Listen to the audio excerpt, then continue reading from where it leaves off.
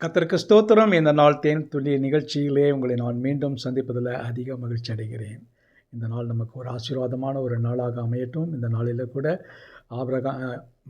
பேரனாகிய யாக்கோபனுடைய சரித்திரத்தில் சில முக்கியமான திருப்பு முனைகள் நடந்ததான காரியங்களை சிந்தித்து கொண்டு வருகிறோம். அதில் இன்றைக்கு பார்க்கும் பொழுது நேற்றைய தினத்தில் அவர் ராகேலை சந்திக்கிறார்.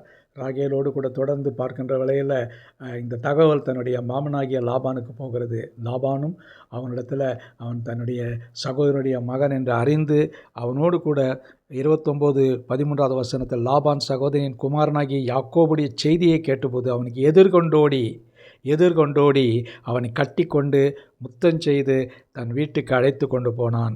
அவன் தன் காரியங்களெல்லாம் விவரமாய் லாபானுக்கு சொன்னான். அப்பொழுது லாபான், நீ என் எலும்பும் என் மாம்சமானவன் என்றான். 1 மாதம் வரைக்கும் யாக்கோபு அவனிடத்தில் தங்கியிருந்தான். அந்த நாள் தான் இது முக்கியமான ஒரு காரியம். மாமாவுடைய வீட்டில் நல்ல ஒரு வரவேற்புலாம் இருந்தது. அந்த இடத்துல பார்க்கும் பொழுது தன்னுடைய சகோதரியாகிய ரெபேக்காளுடைய குமாரன் என்னொன்று அவனை அதிகமாக எல்லா காரியங்களும் சொல்கிறான். நடந்த காரியங்கள், ஈசாக்கினுடைய காரியங்கள், ஏசாவினுடைய காரியங்கள் எல்லாவற்றையும் விளக்கமாக சொல்லிவிட்டு அவர் 1 மாதம் மாமனார் வீட்டிலேயே தங்கியிருந்தார். அந்த இடத்துல இருக்கும் பொழுது அவர் சொன்னதுனாக்கா, நீ என்னுடைய மாம்சத்தின் மாம்சம், இரத்தத்தின் இரத்தம், என் எலும்பினும் எலும்பானவன், ஆகவே நான் உன்னை அன்பு கூறுகிறேன் என்று சொல்லி அந்த இடத்துல தன்னுடைய அன்பை அவனுக்கு விளக்கி காட்டினார். அது பார்க்கும் பொழுது அது ஒரு தற்காலிகமான ஒரு காரியம்தான். 1 மாதம் வரைக்கும் தான் சென்றது. ஆனால் தொடர்ந்து அவனுக்கு அந்த இடத்துல பார்த்தீங்கன்னாக்கா மாமனார் ஒரு ட்விஸ்ட் வைக்கிறாரு. அந்த இடத்துல அவனுக்கு வேலை செய்ய வேண்டும் என்கிறதான காரியம். அவனுடைய அந்த இளைப்பாறுதலின் காலம் முடிந்து 1 மாதம் கழித்து அவன் சொன்னதெல்லாம், என்னுடைய ஆடு மாடுகளையெல்லாம் நீ மேய்க்க வேண்டும், எனக்கு மருமகனாக இரு. பின்பு லாபான் யாக்கோபை நோக்கி, நீ என் மருமகனாக இருப்பதனால் சும்மா எனக்கு வேலை செய்யக்கூடாது, உன் சம்பளம் என்ன என்று அந்த இடத்துல கேட்கலாம். அந்த இடத்துல யாக்கோபு எனக்கு என்ன கொடுப்பீங்கன்னுலாம் கேட்கல. ஏன்னா யாக்கோபின் தேவன் பெரியவர், அவனை போஷிக்க வல்லவர். இந்த இடத்துல உனக்கு என்ன சம்பளம் வேணும், வாட் இஸ் யுவர் டிமாண்ட் என்று கேட்கிறார்.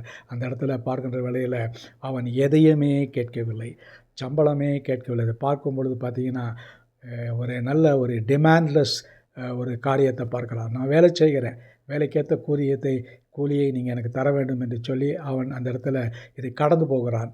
அதுதான் மிக முக்கியமான ஒரு காரியம். ஒரு எஜமான விசுவாசம் அவனுக்கு இருந்தது. தன்னுடைய மாமனுடைய ஆடு மாடுகளை எல்லாம் அவன் மேய்த்து அவனுடைய மந்தையை பெருக்க செய்வதற்காக அவன் முடிவு கொண்டு செய்கிறான். அவனுக்கு தன்னுடைய மாமன் அவனை கேட்டுக்கொண்ட பொழுது கூட தன்னுடைய சம்பளத்தை என்னவென்று கேட்கவில்லை. ஆகவே இந்த நாளில் கூட நாம் தேவனிடத்திலிருந்து எனக்கு இதைத்தாரும் அதைத்தாரும் என்று கேட்காதபடிக்கு அவர் என்ன கொடுக்க சித்தம் கொண்டு இருக்கிறாரோ அதை நாம் பெற்றுக்கொள்வதற்கு பொறுமையாய் காத்திருக்க வேண்டும். இந்த யாக்கோபு கூட அவனுடைய வாழ்க்கையில் பொறுமையாய் காத்து கொண்டு எவ்வளோ ஒரு பெருக்கத்தை அவன் ஆசீர்வாதத்தை பெற்றான் என்று பார்க்கிறோம். அதே போல் நமக்கும் ஒரு நல்ல யாக்கோபை போன்றதான ஒரு நல் மனசு நமக்கு இருக்க வேண்டும். அப்படி இருக்கும் பொழுது நிச்சயமாகவே நாம் ஆசீர்வதிக்கப்பட்டிருக்கோம், நம்முடைய குடும்பம் ஆசீர்வதிக்கப்பட்டிருக்கும். ஜெபிப்போமா. நல்ல ஆண்டவரே, உம்மை நன்றியோடு துதிக்கிறேன், ஸ்தோத்தரிக்கிறேன். இந்த வேளையில் கூட விசேஷமாக இந்த யாக்கோபனுடைய வாழ்க்கை சரித்திரத்தில் பல காரியங்களை நாங்கள் புரிந்து கொண்டு அர்த்தத்தை அறிந்து ஆண்டவரை தெரிந்து கொண்டதற்காக ஸ்தோத்திரம். ஆசீர்வதிங்க, வழி நடத்துருங்க. மீட்பர் இயேசுவின் நாமத்தில் ஜெபிக்கிறேன் நல்ல பிதாவே. ஆமேன், ஆமேன். கர்த்தர் உங்களோடு இருப்பாராக. இந்த நாள் உங்களுக்கு ஒரு ஆசீர்வாதமான ஒரு நாளாக அமையட்டும். ஆமேன்.